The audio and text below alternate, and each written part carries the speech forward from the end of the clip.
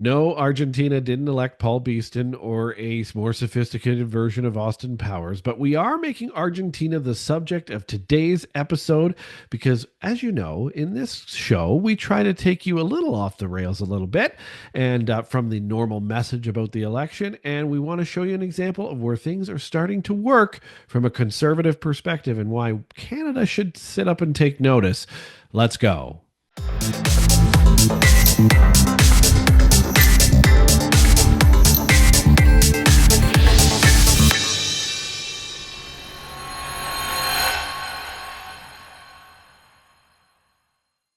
All right, let's talk about it. Welcome back to Bakes on Things, something that the media here in Canada definitely doesn't want you to touch on or to think about, and that is Argentina. Because while the global press was spending their time and has been spending their time focused on fear and chaos, and even the pushback in Argentina, in fact, something incredible is starting to happen in Argentina. And we're going to cover both sides of it. This is not all wonderful and rainbows and unicorns over there. And you know that probably too from some of the things you've read. But some things are starting to change for the positive. And in just under a year, one of the most economically absolutely destroyed countries in the Western Hemisphere is turning itself around. Now, before you panic, this is not a love letter to Argentina's President Milei. Okay, this is not in any way that, because there are big problems over there that Canada will not have to deal with. He is very intense, he's very unorthodox, and frankly, he's not actually Pierre Polyev, but we're going to make some direct comparisons to policy that seem to be working.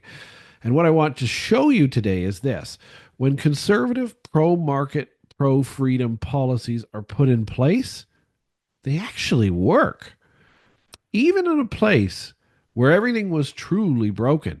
See, Pierre Polyev has called Canada broken, and there are parts of Canada that are, in fact, broken, but not the whole country like Argentina is and was.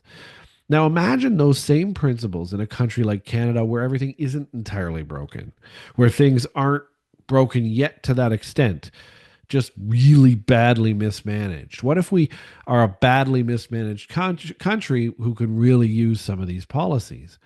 Well, let's talk about what was wrong with Argentina so you have some context here. So let's set that stage.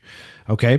So by the time Javier Milei, and I hope I'm pronouncing that right, was elected, inflation was, get this, over 200%. Yes, you are not hearing that incorrectly. You don't need to turn up the volume or anything to make sure you heard that right.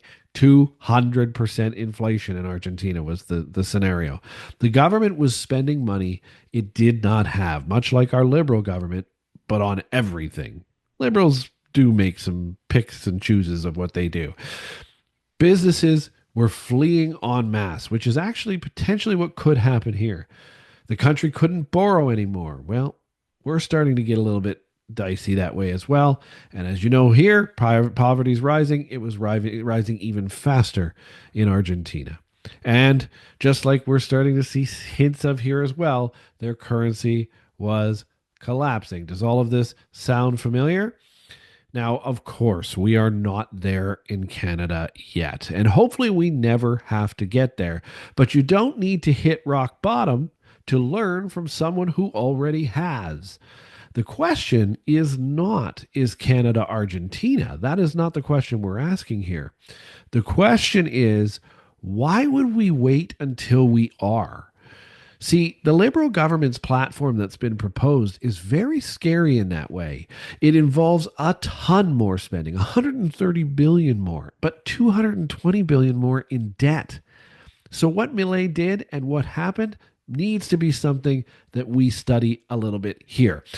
Here's what he actually did. And this is really important. Okay? So because it is something that we have to sit up and take notice of as a country. So, number one, and this one worked out, it cut government ministries from 18 to 9.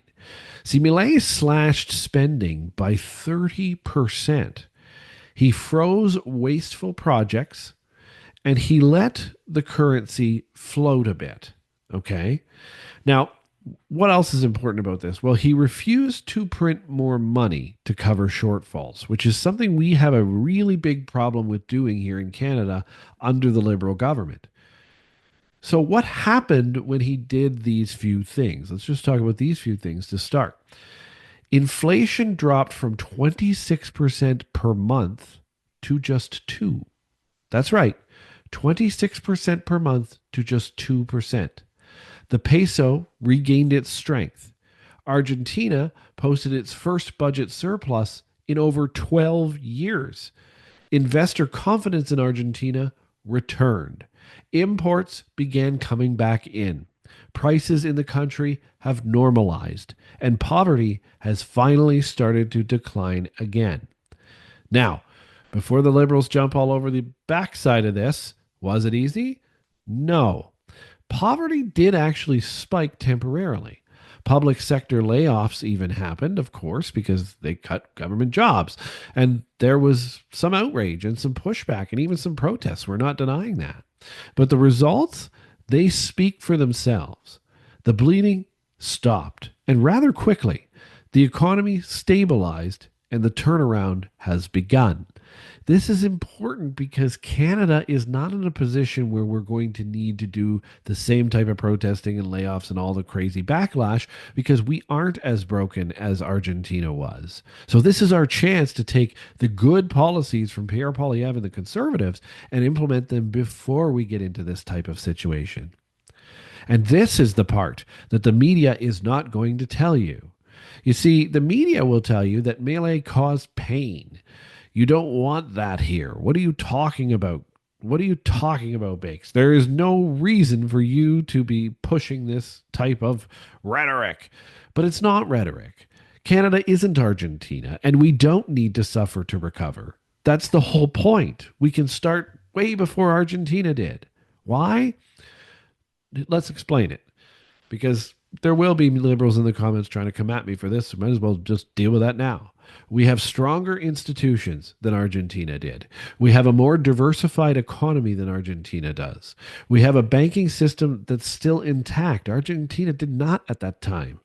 A much stronger dollar, even though it's weakened against the US greenback, and a public that's already waking up to the problems, that's waking up early to this issue before we get to the situation they were in.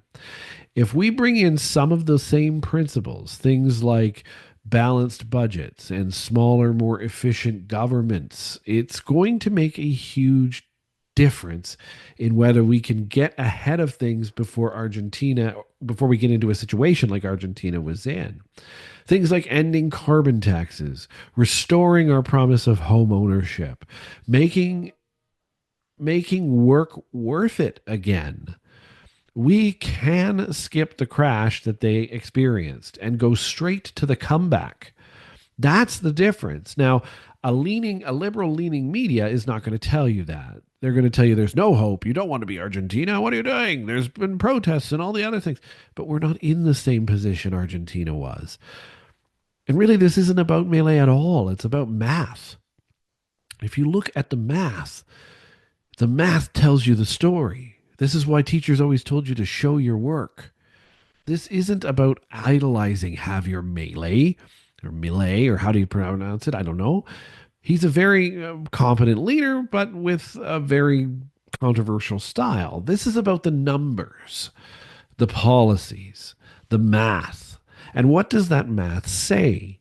Well, it says that governments that spend less create more value in the economy. Countries that stop printing and borrowing endlessly recover much, much faster. People thrive when they keep more of the money that they earn and government gets out of their way. Does this sound familiar? This has worked in Argentina. This is not just talk down there. That's not ideology. That is results. And those are the results we can see much earlier in Canada because we are in a very different position than Argentina was in at the time. And they're already seeing all these positive results with some more pain, understandably so. So here's the takeaway. If Argentina A country that was on literal life support can begin to recover in just months using the conservative economic reforms that some of which we are seeing proposed by our conservatives. Imagine what Canada could do before we get anywhere near that brink that they were in. See, Pierre Poilievre isn't suggesting shock therapy like some would try to tell you. He's suggesting discipline. Same way you might do that in your household when your credit cards get too high. He's suggesting sanity, same as you. He's suggesting responsibility, same as you. You see, we don't need to tear it all down to rebuild it. Okay? We just need a government that spends within its means. We just need a government that respects your paycheck as yours. We just need a government that puts Canada first again and the Canadian promise. And we need a government that realizes that government itself isn't coming from the people who got us into this mess. Okay?